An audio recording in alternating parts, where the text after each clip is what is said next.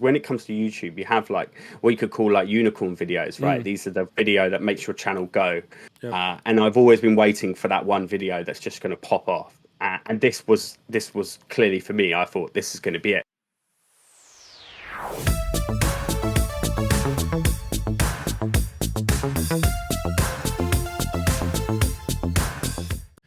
Matt Culli, the man himself, over 8k subscribers on YouTube, 500,000 views. You've done charity streams raising thousands upon thousands of pounds for charities. Thank you for joining me today, Matt. This is brilliant to have you. I really appreciate you coming in. Pleasure, man. No, thank you very much for having me. No, it was nice to get a message from one of my subscribers, put me in contact with you, just saying, you wanted to have a chat. So I was more than happy to help, man. More than happy. Thank you, man. I really appreciate that. First off, where I want to start is just kind of like, you're obviously in a position now where you're doing this full time. You've got everything kind of set up, like you're doing amazing for yourself. Where did this all kind of start for you in terms of not necessarily, the content creator side, but maybe even the interest, the sort of hobby? Pokemon, yeah. Yeah, Pokemon. Where did Pokemon start for me? Yeah, totally. To be honest, like it all kind of came, it started as a way of trying to have maybe something positive to concentrate on in my life. So as many of us actually, Pokemon growing up was just amazing, right? It was your life as a kid. Yeah. And then a lot of us, including myself, did grow out of it. Always had a keen interest, but stopped buying the cards, stopped collecting. And then actually I hit a period of like a low point in my life about sort of 4 years ago. And I decided I wanted to make a change and start doing, I don't know, something I was really passionate about, or start collecting. I basically wanted to start collecting again, to have like a bit of a goal and a focus and like an interest away from other things I was doing. And so I kind of got into doing it. I started seeing people doing openings on YouTube and stuff like that, and watching it, and really started to rekindle my love for Pokemon. Started collecting again, sort of near the beginning of Sun and Moon was actually when I started again. And got that whole Sun and Moon era to collect during that, which was amazing. And then started doing research into older sets and just really started to, I don't know, it brought me out of like a dark place, to be honest, like collecting Pokemon. And then from there, and the positivity it was giving me, I felt like I could impart some of that positivity on other people. I started seeing a lot of channels on YouTube and thinking, some of these channels have so much, why don't they give more back? They have a real, YouTube is a real platform to make change, in my opinion. You can influence people from young and old. And so I decided I wanted to give it a go and start my own channel. I made some videos early on. I was terrible. Like, honestly, the audio, like everything about it, like I recorded on my phone. I think I went for a lot of effort to set my phone on a little stand. I think I bought a stand was the first thing I did. And like did my first videos, like my fish tank in the background. I filmed it in like my lounge out there and stuff like that. And it was, I can't, it's cringe. Some of the stuff I'm like, oh my God, it's hilarious when you watch it. But I just carried on going and started to get like a bit of traction, and I started doing the giveaways, and I did my first charity streams, and it's been the best decision I ever made, was to basically start collecting Pokemon, because without collecting Pokemon I wouldn't have started my channel. So it's best thing I've ever done. I mean, it certainly worked out for you. I must say, it's obviously been a long journey from those early days that you spoke a little bit about there. The rough times. Would you say that it's fair to say that that's maybe kind of like formed where you are today, in terms of you've learned a lot from those early days of maybe doing things completely differently from how you would do it today, perhaps, if that makes any sense? What's that, like the channel itself, or just life? So a bit of both, really, if you think about it. I mean, it's kind of... Well, like one thing I would say for certain is, and actually, this is really important. If you do find yourself ever being in it, and anyone watching, ever finding yourself in like a dark place and really struggling, finding something positive you can concentrate on is a massive thing. And for me, that was Pokemon. So I encourage anyone who's maybe on the fence about getting into Pokemon, do it. It's such a great community. It's so like a welcoming. It's for everyone. Everyone from young and old can collect Pokemon. It doesn't matter what you want to do with it, whether you want to make money, whether you want to collect, whether you want to do that. 100% you should do it. But like regards to like the channel and learning, I learned so much like from starting off. I had a bit of a bonus in the fact that my dad, he's like a photographer and stuff like that, so I got to learn a bit about cameras and stuff, and I was very quick to know that I wanted to get a different camera, and I kind of just saw a lot of mistakes, and I spent so much time watching other people's content to work out what could I do better, and that's where I've Mm, kind of come to the formula I'm at now, where I'm like, I try to be really sharp. I try not to dwell. mm, You know, like I think it's very important. Like when you're doing pack openings, too many people record the entire thing. Get rid of. No one wants to see all. yeah, People want to see the cards, right? And yeah. yeah, your channels evolve like that. You start different, where you talk about everything. Don't shut up. You keep going and going and going, which I'm doing now, like I always do, and then it just evolves into to what I have today, really. And I'm always looking to improve, always looking for ways to up my game Mm, on my mm. channel, do different things. Yeah. One thing that really struck me, I must say, is like, it's something that, I hope you don't mind us talking about is, celebrations is coming up. One of Mm. your videos did really, really well, talking about, potential cards and leaks from celebration set. Yeah, yeah. I mean, that video was at the time, I believe, your, highest viewed video. It was a Yeah. really remarkable video. Um, are you able to just kind of talk a little bit about that experience, what kind of happened in that Mm. situation from your point of view, if that's okay with you? Well, there were two videos. Yeah, Yeah. yeah. So one video I put up where I had a person doing a call like we are now, Mm, showing me the cards. I put that up. I took it down very quickly. Then I did it again. I did another one where I just used the photos from that video. But there was a reason behind that. But if I go back to how I even got these photos in the first place and explain a little hmm bit more about why I took the other video down. So I saw someone do a video on YouTube. I can't remember his name, but in that video, he showed an Instagram page, and that Instagram page was the Gentleman's Collector. So I dropped him a message, said, "Hey man, I've seen you posting a couple of photos of some celebrations cards. I'd love to like find out more about them." And we just got chatting. Really, really nice guy. And it turned out he was basically he got put in. Someone put.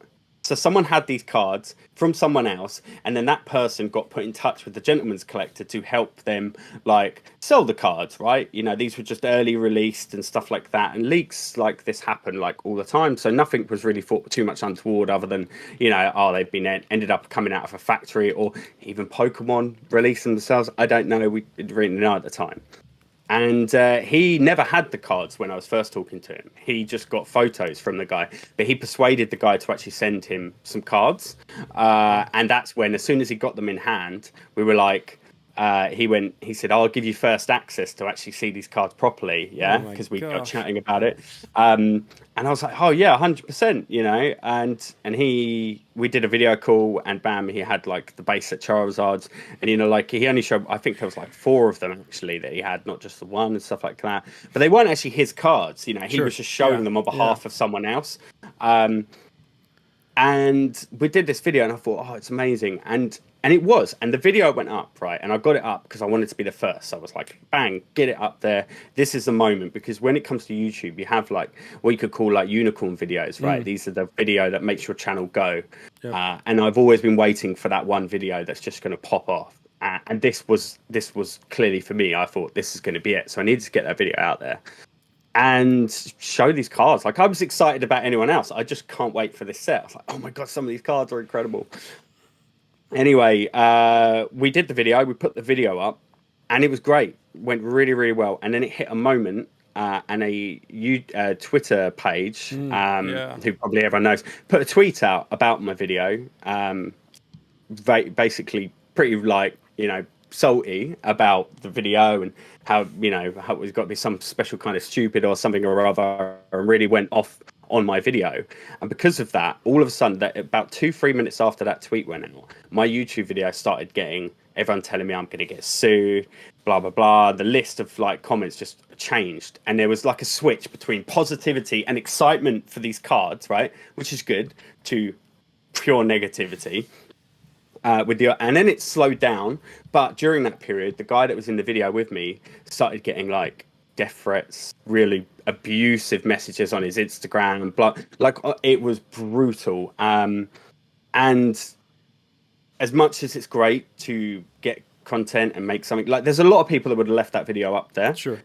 There's more important things to life Yeah. than Yeah. getting the views, right? So I was like, no, it's not worth it. I don't want someone getting abused. I'm not about that. Like, I don't want him, it was starting to really, he didn't want to lift up his phone at one point. He was like, I just don't even want to look at my phone anymore.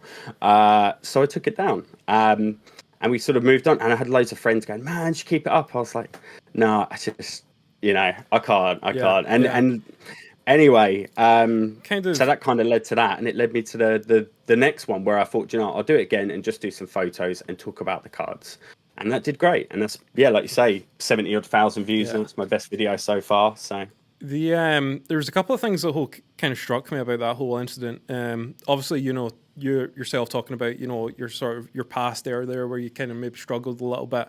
The way you've sort of reacted to this situation, I must say, is remarkable. For anyone.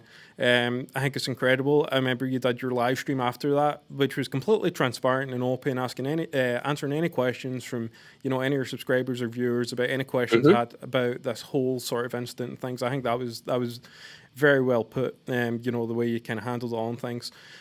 Has this at all tainted though? This upcoming celebration set. 25th anniversary of Pokemon. It's a pretty huge deal. It's a big milestone for Pokemon. Has this sort of affected your overall outlook on it, or have you been able to kind of see past that at all? No, I think at this point I've shrugged a lot of it off. Like a lot of maybe negativity that was put towards me during the and if I'm honest, the negativity I got was like nothing compared to what Sure. the gentleman he had in the video with me. What abuse he got. Like mine was pure just telling me I'm constantly going to get sued, and it did make me worry. Don't get me wrong, but I did ask all then. I did also then speak to just to double check, and it turned out I'd actually done nothing wrong because I didn't have it. There was nothing. I'd Sure. done absolutely nothing wrong, and I was well entitled to keep the video up. The worst that might have happened is Pokemon may have asked me to take the video down. But again, like I said, there's more important things here. Oh, But 100%. has it tainted me for 25th anniversary? No, not at all. The only thing I would say that's a little bit disappointing now that's a few more cards. Some of the cards in the set, I think if you look at the set as a whole now and you see the card set, there's actually only a small section that are really cool. Does that make Sure. sense now? Oh, That there's 100%. definitely Yeah. cards I'm Yeah. like a bit gutted. Like there's no Lugia in it.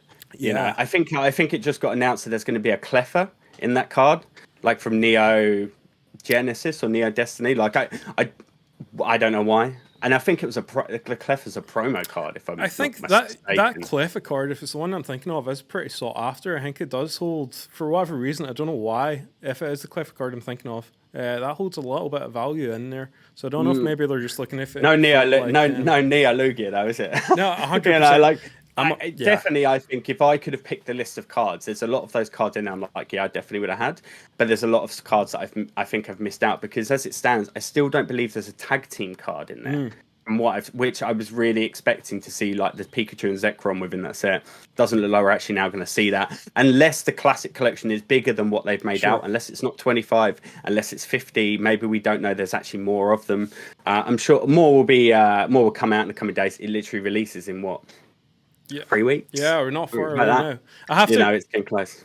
I totally agree with you though on that sort of point. Like 25th anniversary, I fully expected like, if not all the legendaries, especially like most of them from maybe like first three generations, because a lot of them are sort of like when you look at Ruby and Sapphire, gold, silver and gold, crystal, those sorts of Yeah, games. yeah, To yeah. me, those are sort of not the mainstays, but those are fundamental blocks almost, and building Pokemon onto Gen 8, onto Gen 7, onto Gen 6, that sort of thing. So it did really surprise me as well, actually, that those weren't included in there. Um, Yeah, the way they'll look at it though is the main set. So the set comes in two parts. You have a mm, 25 card main set, and every legendary Pokemon is featured within that main set, and that's the way. But they're not. They're just normal holo cards. yeah, They're yeah, not full yeah. art cards. They're nothing to. They're not textured. They're just standard holo cards.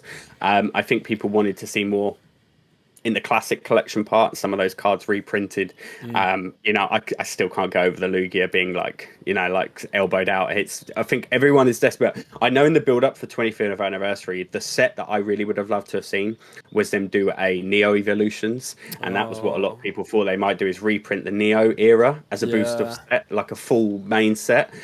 Doesn't look like, unfortunately, we're going to get that, and they've decided to do this classic thing, but it's going to be amazing fun. It really is. It's been great to make content for it as well, because I felt like I've had a lot of tips and advice for people when it comes to purchasing, which is people are spending it does upset me when you see people on eBay paying stupid money Oh, for like 100%. celebrations products and Yeah, stuff. So absolutely. I've definitely managed to make plenty of content out of celebrations and like enjoyable stuff and hopefully useful stuff for people when they watch it as well. That's my aim anyway. So Oh, definitely. Speaking the sort of the content side of things as well. When you are making content, is that something that you sort of aim for? Is to provide some sort of whether it be information, whether it's some sort of value? Is that when you're kind of like coming up with your videos, for example? Is that when you're sit down to make one or plan one out? Is that the first thing that kind of goes through your mind? Is like, how do I make this add value? yeah, so actually, it's quite interesting you bring this up because when I first started the channel, and for a long time, probably at least the first year, I used to really shy away from doing anything that meant that I had to talk about product, right? I used to only do opening videos, but I always had opinions and thoughts and things, and I would explain them to friends and stuff like that, or discords that I was in, and I'd shouldn't be like, oh, shouldn't be doing this, shouldn't be doing that, or have you thought about doing this, have you thought about doing that? And people always said, what I'm saying is true and it makes complete sense. And I then kind of built up the courage to do those first videos where I was, offering advice to people. And they've actually been my most successful videos are actually those types of content. People want advice. People want to, be handheld with certain things or be able to get up there. They want to hear people's opinions on stuff. And it's actually been I've really enjoyed making the content because I do think I've helped add value to people. I see the comments and people thanking me for it because I'm hoping to appeal to not just people who've been in the community for a long time, but I want to appeal to the newbies that have come in because some people just don't know stuff about Pokemon, and you don't want to overlook them because they could be the future of collecting Pokemon. These guys could come in and be here for the next 20 years collecting, and you want to make them feel like they've never been hard done by at the early stages of it, because it's very easy to buy the fake cards on Amazon and stuff like that and think you've got a great deal and it's stuff, and you'll see people laugh at people on Facebook, but I want to help people learn, help them stay in this community because it is for everyone. And it actually doesn't matter. Like, when I talk about this community, it's for everyone, and I mean it. Even as much as we hate scalpers, they're allowed to be here. Like, no one is not allowed to be in this community, and that's something I tried to make very clear. It doesn't matter if I may disagree with what you're doing, but you're well entitled to do that because Pokemon's for everyone. So I think that's a great point. I think that's very, very well put there. I think that's I think summed that up pretty well. Kind of looking sort of further into the sort of Matt Culli skill set, I believe you have the Matt Culli store in the Go as well, which features quite a lot of rare cards and cards that are normally pretty hard to find. If you got a particular way of getting hold of these sorts of things, is there anything that's any trade secrets, so to speak? The girl that replaced me, it turned out her dad used to work for Pokemon, and then he didn't want his collection anymore, so he wanted to sell it.